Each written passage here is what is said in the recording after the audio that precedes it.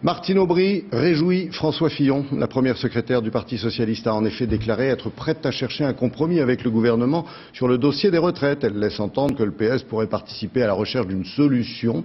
Et c'est bien cela qui a donné le sourire au Premier ministre. Marie-Pierre Courtelmont, Antoine Placier. Jour de pluie à Matignon, pas tant que ça. François Fillon a même vu ces derniers jours le soleil se lever sur le dossier des retraites.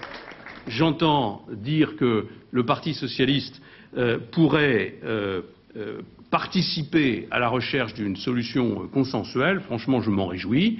En 2003, j'avais tendu la main au Parti socialiste en leur proposant de faire ce qui a été fait dans tous les autres pays européens, c'est-à-dire un pacte républicain autour de la question des retraites. En fait, François Fillon répondait à cette petite phrase prononcée le week-end dernier, l'air de rien. On va aller très certainement vers 61 ans ou 62 ans. Je n'imagine pas qu'on aille plus loin.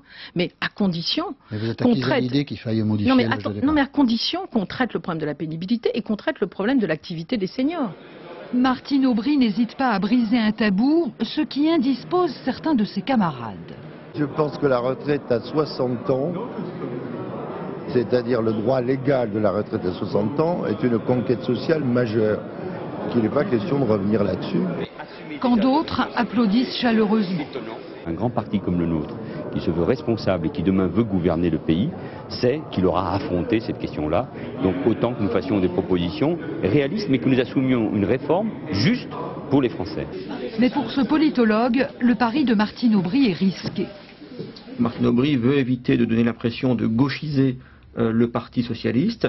Cette déclaration est certainement destinée à le faire apparaître comme plus central, le recentrer en quelque sorte.